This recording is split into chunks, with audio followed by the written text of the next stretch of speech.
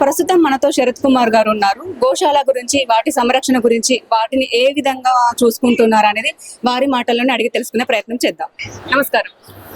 చెప్పండి సార్, ఇప్పుడు గోశాల గురించి మీరు ఏమేమి జాగ్రత్తలు తీసుకుంటున్నారు, వాటిని ఎలా సంరక్షిస్తున్నారు? శివో నామ రూపాభ్యాం యాదేవి సర్వమంగళ తయో సంస్మరణాత్ పుంసాం సర్వతో జయమంగళం. వేములవాడ రాజరాజేశ్వర స్వామి వారి యొక్క దేవస్థానం అత్యంత ప్రసిద్ధి చెందినటువంటి దక్షిణ కాశీ అని ప్రసిద్ధి చెందినటువంటి క్షేత్రం ఇది. ఈ క్షేత్రంలో ప్రధాన దేవత రాజరాజేశ్వర స్వామి వారు. విశేషించి ఏ క్షేత్రంలో లేనటువంటి ఒక ప్రత్యేకమైనటువంటి మొక్కుబడి ఈ దేవస్థానంలో ఉంది. అది మనందరికీ తెలిసినటువంటి అంశమే. ఆ మొక్కుబడి చెల్లిస్తే సద్యస్ఫలితం అంటే వెంటనే మనకు ఫలితాన్ని ఇచ్చేటువంటి వాడు రాజరాజేశ్వర స్వామి వారు. ఏమిటా మొక్కుబడి అంటే క్రోడె మొక్కుబడి మనందరికీ తెలుసు. అయితే విశేషించి ఆ మొక్కుబడి చెల్లించడం వల్ల ఎంతో మంది సంతానం లేనటువంటి వాళ్ళకు సంతానం కలగడం, వివాహం కానటువంటి వాళ్ళకి వివాహం కలగడం, ఏ రకమైనటువంటి కోరిక అయినా కూడా ఆ కోడె మొక్కుబడి చెల్లించి స్వామివారికి ఎవరైతే పూజిస్తారో వాళ్ళందరికీ కూడా వెంటనే ఫలితం కలుగుతుంది. కాబట్టి లక్షలాది మంది భక్తులు స్వామివారి దగ్గరికి వచ్చి ఆ కోడె మొక్కుబడి విధిగా చెల్లించుకుని వెళ్తూ ఉంటారు. అయితే ఈ కోడె అనేటువంటిది ధర్మదేవత స్వరూపం. ధర్మదేవత ఒకానొక సమయంలో రామేశ్వర ప్రాంతంలో తపస్సు చేసి ఈశ్వరుని ద్వారా వరం పొందింది.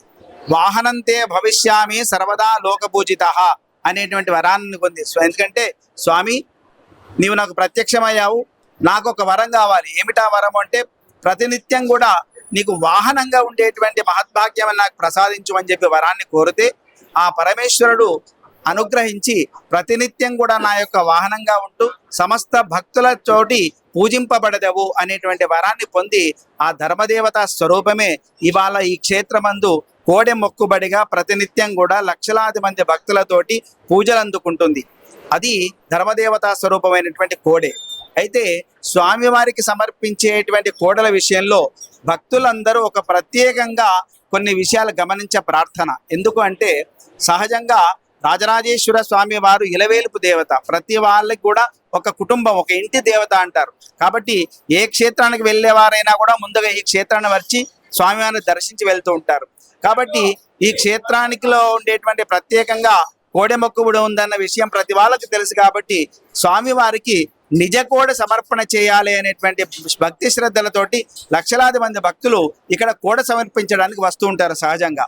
అయితే భక్తులందరూ గమనించే ప్రార్థన ఏమిటంటే స్వామివారికి సమర్పించేటువంటి కోడలు ఆశిష్టో దృఢిష్టో బలిష్ఠ అని వేదం చెప్తుంది. అంటే మనం ఒక క్షేత్రానికి మనం ఒక నిజ కోడను సమర్పించే విషయంలో ప్రత్యేకంగా తెలుసుకోవలసినటువంటి జాగ్రత్తలు కొన్ని ఉంటాయి. ఏ కోడె పడితే ఆ కోడె సమర్పించకూడదు. ముఖ్యంగా దేశీ సంబంధించినటువంటి కోడెలు మాత్రమే సమర్పించాలి. అలాగే పాలు మరవనటువంటి చిన్న వయసులో ఉండేటువంటి కోడెలు సమర్పణ చేయకూడదు. అలాగే అనారోగ్యంతో బాధపడుతున్నటువంటి కోడెలను స్వామివారికి సమర్పణ చేయకూడదు. ఆశిష్టమైనటువంటి దృఢిష్టమైనటువంటి బలిష్టమైనటువంటి ఆరోగ్యంతో ఉండేటువంటి కోడలు మాత్రమే, దేశీ కోడలు మాత్రమే స్వామివారికి సమర్పణ చేయాలి. ఏదో మనం బదిలించుకుందాం అనేటువంటి నెపంతో ఆ క్షేత్రంలో వదిలిపెడితే మా మొక్కు చెల్లిపోతుంది అనేటువంటి ఒక మొక్కుబడిగా అలా చేయకూడదు. భక్తి శ్రద్ధలతో సమర్పించే వాళ్ళందరూ కూడా ఆరోగ్యకరమైనటువంటివి దేశీ వాళ్ళకి సంబంధించినటువంటి మాత్రమే స్వామివారికి కోడెల సమర్పణ చేయాలి. అలా సమర్పణ చేయకపోవడం వల్ల ఏం జరుగుతుంది అంటే చిన్న చిన్న కోడలను సమర్పించిన లేదా జెర్సీ కోడలను సమర్పించిన అవన్నీ కూడా ఇక్కడ ఉండేటువంటి వాతావరణానికి అనుకూలమై తట్టుకునేటువంటి శక్తి వాటికి ఉండదు. కాబట్టి అనారోగ్యం పాలయ్యే అవకాశం ఉంటుంది. వాటికి ఏదైనా జరగకూడనటువంటి విషయాన్ని ఏదైనా జరిగినప్పటికీ ఆ పాపం మనందరికి కూడా చుట్టుకుంటుంది. కాబట్టి ముఖ్యంగా నిజ కూడా సమర్పించేటువంటి భక్తులందరూ కూడా ఈ విషయంలో తప్పకుండా గమనించాలి. ఒకటి, పాలు మరవనటువంటి కోడలు సమర్పించకూడదు. రెండు, అనారోగ్యమైనటువంటి కోడలు సమర్పించకూడదు. మూడవది, జెర్సీ సంబంధించినటువంటి అంటే అది ఆ జెర్సీ కోడలు మన యొక్క వాతావరణానికి అనుకూలమై ఇక్కడ ప్రవర్తించవి.